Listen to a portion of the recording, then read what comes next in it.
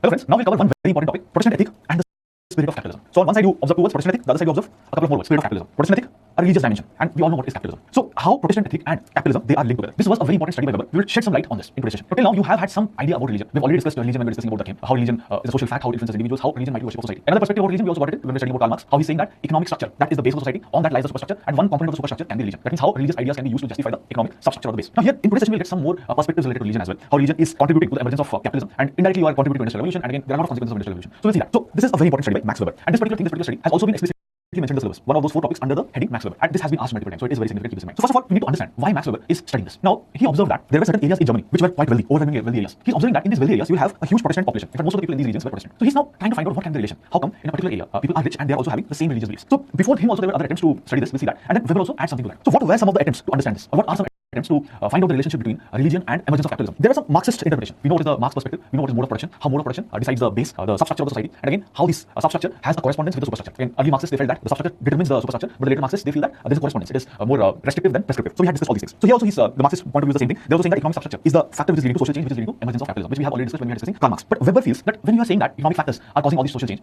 you're oversimplifying it. Social reality is very complex. Not necessarily one factor will lead to all the changes. So he's saying at best you can say that it is an ideal type. Ideal type how economic factors can lead to social change, lead to emergence of capitalism. But he's saying that only economic factors might not be right. There can be multiplicity of factors, and he believes in causal pluralism. There can be plural causes for one particular phenomenon. So this way, Weber is not agreeing with the views of the contemporary Marxists. So first thing here, why is Weber motivated to study these relations? The relationship between Protestant ethics and the spirit of capitalism, emergence of capitalism. Because during those days, he observed that there were certain areas in Germany which were wealthy, overwhelmingly wealthy, and these are also areas in which you will find a large Protestant population, overwhelmingly Protestant. Now, what could be the relation? People are having similar kind of religious beliefs, and people are also wealthy. Can there be any causal explanation for this? So before Weber, there had been some attempts to explain this. One prominent attempt was the attempt made by some Marxist thinkers. We all know what is the Marxist approach. We know what is mode of production. How mode of production determines the base of the society, and how the base might determine the superstructure. The early Marxist thinkers they were of the view that the base of the society, the substructure of the society, it determines the superstructure. Superstructure will include all these things: political institutions, legal institutions, and also the religious institutions. Later Marxists they were saying that the substructure and the superstructure they have correspondence. The base completely does not determine the superstructure. Its role is restrictive, not prescriptive. Whatever the fact, whatever the case, what we are saying here is the economic substructure of the society is bringing about these social changes, and that is how capitalism is emerging. Weber does not agree with these points. Weber says that this is just an oversimplification. See, social reality is very complex. Any social phenomena is very complex. Not necessarily one factor can lead to changes at this level. So he's saying at best what we can say is it is an ideal type. Ideal type how economic factors can lead to social change, and the social change we're talking about is capitalism. But he's saying it cannot be the sole factor. There can be multiple factors. He believes in causal pluralism. There can be plurality of causes. There can be multiple causes. And he actually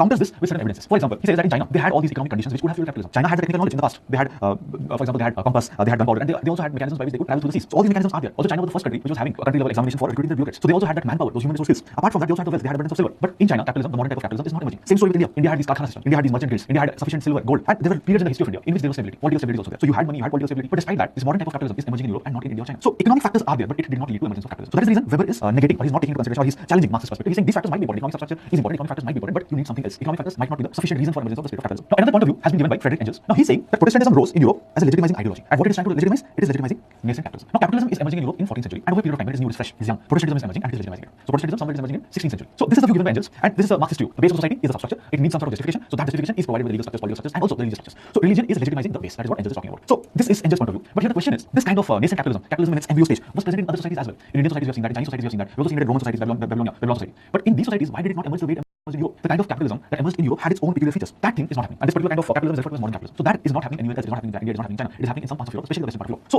he is now trying to go deeper into it. We'll see that in a while. What is the reason why it is emerging in Western Europe? But before going into that, we need to understand what is this modern capitalism, how it is different. See, some form of capitalism did exist in the past. For example, in Indian society, there were different kind of officials, different kind of merchant guilds. These things are already there. Cities used to have another state, other state. These people used to give loan to the kings for carrying out different other activities. But it is not leading to emergence of modern capitalism. Modern capitalism, the way we see right now, it emerged in Europe. It is considered to be a purely European phenomenon. And when we say modern capitalism, we are actually referring to certain things here. Presence of gain spirit. Modern capitalism is characterized by the presence of gain spirit. You want to make some profits, you want to gain things. It involves rationalization of entire social conduct, a system of conduct based on ethical norms, which governs the economic activity. This is what modern capitalism signifies, or this is what it symbolizes. So your entire social conduct has now become more rationalized. And we know what is rationalization. We've already discussed when we were discussing about bureaucracy. So improving efficiency, effectiveness, those things they refer to as rationalization. So and your social conduct also is defined like this. Your behaviors are also becoming more and more rational. And again, whenever there is any social conduct, it is governed by ethical norms. So modern capitalism is different from other kinds of capitalism in this regard. And this is what is happening in Europe. So we'll study, we'll in fact look at some of the features of this. We'll look at some of the features of modern capitalism. We'll also see how religion is playing a role, how Protestantism is playing a role in this. So first we will see how is Weber studying all these things. What has been the approach of Weber? What is the methodology he's using to go ahead with this study? So here first Weber is using certain facts, statistical facts. Okay. So again, a part of positive science method, you need to use some facts. So what facts he's taking up? So he sees that certain areas, there are people are wealthy, and now he sees what kind of occupations they have been and what is their religion. So he observes that business leaders, the ones who own capital, those who are high skilled laborers, they are the ones who are rich, and they are the ones who are predominantly Protestant. And he studies this for the entire 16th and 17th century in those areas where capitalism emerged. So certain centers of capitalism, so certain particular areas and time frame. And what is the data here? So people who might have contributed to capitalism, they are actually Protestants. Business leaders, owners of capital, and high skilled laborers. So this is what he sees first. Then he tries to find out some logical relationship. Can we link them together? He now tries to search for ideas. What is the prevalent idea among those people at that point of time? Whether these ideas can serve as some form of psychological motivation which could have led to capitalism. He studies beliefs and practices of different Protestant groups. For example, Calvinists, Methodists, there are different Protestant groups, multiple groups are there. So he's studying the most important ideas, most important notions over there. So basically he's trying to create an ideal type here. He's elaborating these motivations in the form of an ideal type. And we already know what is an ideal type. Now he's trying to build a causal chain. He's looking at only those aspects which might have contributed to emergence of capitalism. He's not looking at all the dimensions, only the dimensions which are significant. And again, here he's looking at one particular sect among Protestants, the Calvinist sects. Among the Calvinists, there was one particular doctrine, the doctrine of predestination. And he feels that this doctrine of predestination, it has multiple teachings which could have helped in the emergence of the spirit of capitalism. Now, before we move into the teachings of Calvin, we just need to understand who are these Protestants. Now, Protestants, again, one of the sect among Christians. Now, among Protestants, how they emerged? Protestants, they rose against the Roman Catholics. So they are protesting against the Roman Catholics. That is the reason they are referred to as Protestants. So the root word here is Protestant. And they viewed priests as exploiters. They rejected their role. They felt that they can directly approach God. They do not require any the role of any such priest here because they are considered as exploiters. So each man can directly approach God and pray for God. Previously, what used to happen among the Roman Catholics? They will be a priestly class, so they will pray on your behalf and they will ensure that you get salvation. They assure salvation on behalf of the people. Now, Protestants do not believe in all these things. But again, the challenge here is if there is no priest now, who is going to assure you salvation? Till now, what was happening? The priestly class was ensuring people, but now that was who's going to do. That is again a challenge here. We'll see how all these things are being resolved. So let's look at some of the teachings of Calvinism first. Now, within Protestant, again, there was one particular sect which is called Calvinism, and Calvin, he's the leader on whom it is named. Now, among Calvinism, there is this belief. Calvin is saying that salvation is predestined. Predestined means it has been defined before. So everything is already decided. So whether you are going to attain salvation or not, it has already been decided. So there is no role of the priestly class here. God's degree are impenetrable. So if God has decided that you are going to get salvation, it cannot change. And if God has decided that you are not going to get salvation, then you won't be able to get salvation. So priests or any layman, they cannot do anything. God has themselves decided on all these things. In fact, it was mentioned that it is impossible to lose grace once it has been bestowed. Once God has decided that salvation will be yours, it will be yours. It cannot be taken away from you. At the same time, it is impossible to gain if it has been refused. If God has decided that you will not be elect, you will not be elect. You will be dead. There is no role of any priest or any layman here. They cannot come in between you and the God. So this is something which is differentiating Calvinism from other sects. Now, this is leading to a dilemma. If everything has been decided beforehand, then what is my role here? Whether I'll be attaining salvation or not? How will I know? Previously, at least there was someone who was telling me, but now I don't know what is going to happen. Whether I'm elect or not, how will I know that? So now Calvin is saying two things here, two very important things, to pacify the people or to give them some direction. He's saying every man is born with a purpose. That purpose is to demonstrate the glory of God. If you are able to demonstrate the glory of God, that means you are elect. That means you will gain salvation. So already it has been decided, and you are born with a purpose. That purpose is to demonstrate the glory of God. And again, if that is happening, you have to go through a hard work. If you are successful, that means you are elect. And then another thing he's saying, success in one's professional activity is the manifestation of the glory of God. The thing that I just told you, it is a sign of election. So these two are important teachings of Calvin. So you are born with a purpose. That purpose is to demonstrate the glory of God. Now, how do you know whether the glory of God has been demonstrated by you? If you are successful in whatever activity you have taken up, if you are professionally successful, that means you are demonstrating the glory of God. That is nothing but the manifestation of the glory of God. That indirectly is a sign of your being elect, and that indirectly means that you are going to attain salvation. So the dilemma that was there, the fear that was there, the uncertainty that was there, that what will happen to you because there is no priestly class who can assure you salvation is now being taken care of. So now the work has to be treated as your calling. It is only through your work, hard work, that you will get to know whether you are elect or not. So work is becoming very important now. And Calvin is saying that you start with the assumption that you are elect and you start working in an ethical manner. And you should not waste your fruits of labor in all these pleasures of the flesh. Roman Catholics, they believe in a very luxurious life. He's saying do not spend money like anything. Do not waste money. Rather, what you should do is you should have a very disciplined life. You should have a very ascetic life. And if you are saving money, if you are making money, save it. Do not waste it. So indirectly what is happening? Focus is now on work. What kind of work? Hard work, industrious work. And you have to work in an ethical manner. And whatever you are earning from the work, it also should not be wasted. You are leading a disciplined life and an ascetic life. You are not wasting money on the pleasures of the flesh. So all these values that we are talking about right now, discipline, ethical life, all these things, they are nothing but the Protestant ethics. Frugal way of living. And the way you are living, you are just working. You are working hard. So this is Protestant ethics. Now what is the implication of this on the society as such? See, it does have an impact on the individual. Now individual is part of the society, it will also have larger implications for the society. So how these Protestant ethics, how the teachings of Calvin is impacting people. Now it is basically creating a mindset of people working hard. You have to work hard. That is how you will finally know whether you are elect or not. Now, and it is not just hard work. You have to be successful in your work. If you are successful, professionally successful, then only you are elect. Now, again, to be professionally successful in your work, you have to be efficient. So for success, efficiency is important. And if you are going for efficiency, that means you are becoming rational. You as an individual will become rational. The organization where you are working, that is also becoming rational. As a consequence, the society might be becoming rational. So the social conduct, that is also becoming rational. So efficiency is improving like anything. And if you are becoming successful, that means you will make money, you will make wealth. But that wealth should not be wasted in the pleasures of the flesh. So that money will be utilized for further success. What is the meaning of this? You are earning money, you are making profits, but that profit is again reinvested back into the same enterprises. So capital is getting accumulated in the process as well. Work hard, be successful, and when you are trying to be successful, you are indirectly becoming efficient. You are making more money now, and that money is again going back to your organizations or your enterprises. So this is leading to the emergence of capitalism now. So Protestant ethics is leading to emergence of. So this way, Protestant ethics, they are leading to emergence of the spirit of capitalism. So this way, certain values, certain ethics, Protestant ethics, for example, frugal way of life, abstinence, austerity, all these things, they are leading to emergence of that spirit of capitalism, working hard, industrious, frugality. So this is the linkage between Protestant ethics and the spirit of capitalism. One thing here, he's again trying to find out typology of religion. Which religions are conducive for emergence of capitalism? That is also what he's trying to do. In this process, again, he's finding out some trends. So we will see that now. So now Weber is trying to classify religions. What kind of religions you might have. So he's dividing into two types: asceticism and mysticism. In some religions, people believe, for example, people believe that God is directing the religious activities. Individuals who are following this religion, they see themselves as an instrument of the divine will. So they feel that God has given us some duty to perform, and we are the ones who have to perform these duties. So for this, we need to have a disciplined life so that we can realize the glory of God. And we should not be wasting it in luxuries. We should not be wasting it in pleasures of flesh. So indirectly, what is happening? The mundane people, followers, they are now acquiring the quality of the super spiritual. So what they're trying to do is they are taking up activities which government has directed them to do. That is what is the underlying assumption. And since they have carried out different activities, they live a very disciplined life and they do not waste their life in the pursuit of luxurious needs, in the pleasures of the flesh. So this is one kind of religion. Another kind of religion is mysticism. Now this is different from asceticism. In mysticism, what happens is the followers, they want to be like a vassal of God. They want to be like a smaller version of the actual thing. They want to have the properties or the qualities that God has. Here there is no focus on working for the God. You are yourself trying to become God. Religious activity is a question of achieving the condition like the divine. You want to be like the divine. So you are just trying to contemplate truth. You are trying to raise different kind of questions. You are trying to find out answers to different questions. And that questions, the answers to these questions, they feel should be demonstrated in this world. So discipline, life, working hard, those things are not the preoccupation of those religions which are following or which are mystic religions. In asceticism, you have to work for the God. Another way by which we can divide religion is whether it is innerworldly or whether it is otherworldly. Innerworldly means you are preoccupied with the present world. So this present world is real and you have to focus on that. Otherworldly, you are focusing on otherworldly goals now. For example, after the death, I want to have a better lifestyle. So that is otherworldly now. You are renouncing the world. That is also otherworldly. Similarly, what we can do is we can Weber did this. He's now combining asceticism with innerworldly and otherworldly. So asceticism can also be divided into two types: innerworldly asceticism or otherworldly asceticism. Innerworldly asceticism means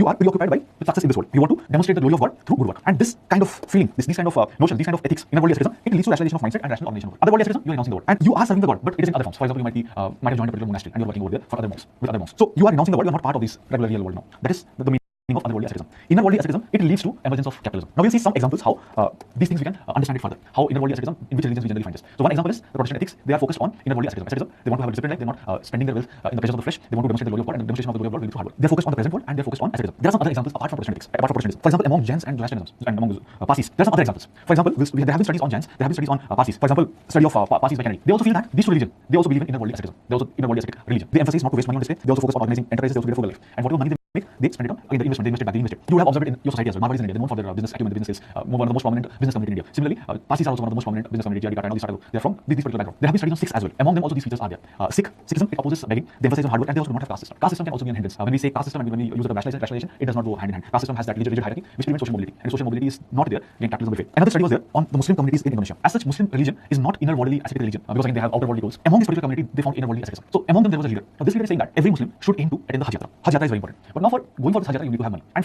how will you get that money? That money you can obtain by working hard. So indirectly, this aim of going for Hajj Yatra is motivating people in this particular community to start working hard. And now what is the scenario is this is a very wealthy community in Indonesia. So indirectly, again, religion is playing a role which is leading to changes in the society. Now another approach here is by Neil Spencer. Now Neil Spencer is saying that it is not just about a religious ideology. Sometimes a secular ideology can also bring about these changes. It can be religious, it can be secular. But ideology is important. How can a secular ideology bring about these kind of changes? So he's saying, now let's look at the example of third world countries. In third world countries, they're creating nationalism. Nationalism is nothing but again another kind of ideology that you all belong to one particular community. So in third world country, nationalism is used to bring about these changes. It is motivating people to work hard, it is motivating people to plan for the future, to increase their savings, to increase their investments. So nationalism, which is not a religious ideology, can also bring about these changes. Prominent example given by Spencer. Now there are some other examples which point to the fact that how India and China, despite having so many traditions which would have led to capitalism, they did not succeed. So the examples where this thing did not happen. In China, see, I already told you China had the technical know-how. They also had abundance of silver, and they also had the human resource bureaucrats were there, but it could not get converted into capitalism. So what was the reason here? Now the predominant religion in China was Confucianism, and it is an inner worldly mystical religion. They believe in inner worldly mysticism. Trade, commerce, all these things, they were not considered to be very prominent activities over there. People looked down upon it. It was considered to be lowly activities. And again, they did not respect private property. The base of capitalism is private property. Private property is not there in how you will set up factories and these. Again, private property is important. Apart from that, you have to ensure that all these property rights are in place. So if you're not respecting private property, why will someone invest their money in all these resources? Inner worldly mysticism is the factor which is preventing China to move up the stage. In India, again, we have been focused more on outer worldly things. You might have heard that all these things is Mohamaya. So outer worldly, we focus more on the outer worldly dimensions. And monks in India used to be there. They were focusing on disciplining their body so that they can have a better life after their death. And again, in India, there was another prominent thing, the prevalence of caste system. Caste system creates artificial barriers between people. It is very rigid. It prevents people from moving up the hierarchy. And again, caste system is a system by which you cannot even choose your own occupation. Your occupation is on the basis of your birth. So occupation is on the basis of excessive criteria. So it will also prevent the emergence of capitalism. We'll discuss caste system in details in a while. So you'll get even a better clarity there. But keep in mind, caste system, it is rigid, it is hierarchical. It prevents people from realizing their full potential. In Islam, again, the preoccupation is not with the inner worldly, it's primarily with outer worldly. They have outer worldly goals. So that also prevents emergence of capitalism in Islamic countries. And again, within India also there were many Islamic rulers, but we did not transition to the next phase of capitalism. Now, what are some of the criticism of the suggestions that has been given by Weber? Then what are some of the other approaches by which we can understand capitalism even better? So historian R.H. Tawney, he's saying, or he's pointing out some technical errors in Weber's work. He's saying that the empirical evidence that Weber presents is very narrow. England was the first country to develop capitalism, and here these English Puritans did not believe in the doctrine of predestination. That is not there. But certain aspects of the traditional Catholic teaching, they might also be compatible with capitalism. So Weber did not mention this thing. He's not talking about the relationship between some dimensions of capitalism and capitalism. He's not talking about that, and he also does not talk about England. He's talking about some other countries in Europe. So R.H. Tawney is criticizing him on these grounds, and maybe the empirical evidence that he has given is not correct, but it is too narrow. Now, another very important criticism here. Now, for the emergence of capitalism, what we have observed here is who are the ones who are basically working hard in the industries and how they're working hard, because Protestant ethics is influencing them, and they're the one who are working hard. They're having a very frugal way of life, and that way the supply to the industries is improved. But now, what goods they're going to produce? Now, who is going to consume those goods? So, for the emergence of capitalism, both things should happen parallelly. Supply as well as demand. Supply to these factories who are going to work in these factories, that is provided by Protestant ethics. But again, there is a requirement for consumption of these goods. Someone has to consume these goods. But now, when you're saying that you should have a frugal life, you should not spend money on pleasures of the flesh, you should not waste money, you should reinvest everything. Then who is going to consume these products? There is this contradictory picture now. Capitalism is contradictory in that it requires consumption of commodities as well as savings for future investment. So money for investment is required, and at the same time, someone has to consume these goods, or else capitalism will not progress. So Weber only talked about one side, the other side, who is going to produce the goods that has been produced in these factories. That was not mentioned here. So that is the challenge. But Protestant asceticism just talks about one side. And also at present, this inner worldly asceticism, all these things are not reflected by capitalists. They're not necessarily having a very disciplined life. They're not necessarily having a very frugal way of living. So this is not there. And in fact, the modern day lifestyle, it has become more hedonistic. It is not frugal or it is not disciplined. It is more hedonistic. Consumerism is promoted like anything. So hedonistic consumption, that has become the new lifestyle. But and capitalism is still prevalent, it is becoming stronger every day. So this is another very predominant criticism of Weber. But now Weber is responding back. He's responding to all these allegations. He's saying that he is just creating one ideal type. He's saying Protestant ethic contributed to rationalization, which is leading to emergence of modern capitalism. He's not saying that it is the sole cause. Spirit of capitalism is only one of the components here. There can be multiple reasons. Spirit of capitalism is one of these causes, and spirit of capitalism is through these Protestant ethics which contributed to rationalization. And he's saying there can be other factors. He's basically recognizing the other economic factors. For example, he's saying private ownership, respect for private property, it can be one factor. Technological progress, it can be one factor. Free labor, it can be one factor. Free labor is a society. If feudal society is there, free labor is not there. Breaking down of feudal society can help in the process of capitalism. Now, formation of these joint stock companies, it can be another reason. Also, a universalistic legal system, it could have also played the role in emergence of capitalism. Respect for private property rights needs to be respected. Also, contractual rights, contractual relations, they also need to be protected. This can be done through a universalistic legal system. So these can be the factors apart from Protestant ethic which led to the emergence of capitalism. So Weber is not contesting what Tawney is just talking about. Now we'll look at some other approaches, other factors which could have contributed to capitalism. One by one, what other things have also talked about. First thing, Marxian theory, we already know about it. In fact, we started this session with Marxian theory, but just I wanted to keep all these things together so that it is easier for you to relate to things. So Marxian approach is also there. So economic factors could have led to the emergence of capitalism. And Weber is also not denying Marxian theory. He's saying that yes, it could have, but he's just questioning these economic factors were also there in other societies in India and China. That it was also there. Why they could not transition to modern capitalism? So he's saying that in Marxian theory, it can be considered as an ideal type. Ideal type, how economic factors can lead to emergence of capitalism, but they cannot be the sole and determining causes here. So modern capitalism, he feels, can be explained only by taking into account multiplicity of factors. Causal pluralism. Keep this in mind. So this is the Marxian approach. How Weber is different from the Marxian approach, though he accepts some of the points of the Marxian approach. He says we can improve it by focusing on causal pluralism. Now some other approaches, other perspectives. For example, Venice Samad, he has talked about different stages of capitalism. He's trying to classify capitalism into three categories. He's saying the first stage of capitalism, it ended before the Industrial Revolution. Then he says the second phase, he refers to as the high capitalism around 1760s, and the late capitalism, which is beginning with World War I, 1914. And he's saying that in this first stage of capitalism, there were multiple moving forces. One of the most important moving forces was a small number of entrepreneurial businessmen, noblemen, adventurers, merchants, artisans. They were the ones who also took risks. They took risks that they had some money, they're investing it in some of the ventures which could have been risky. They might have lost these money, but they are doing that. So they are enterprising. He's also saying that flow of precious metal into Europe from South America, that also played a role. So that way they're getting money, wealth. He's also saying that Jews played a very important role. At the point of time, Jews, they were some of the most prominent, promising businessmen over there. They were the ones who were handling banks, they used to be finances. So Jews are also playing a very important role. But he's not denying the role of Protestant ethics. He's saying that Protestant ethics is also playing a role. He's in fact accepting Weber's views. He's saying because of Protestant ethics, these values like hard works got inculcated among people, and it is also promoting this kind of value. Default gratification. What is default gratification? Default gratification means your satisfaction is delayed.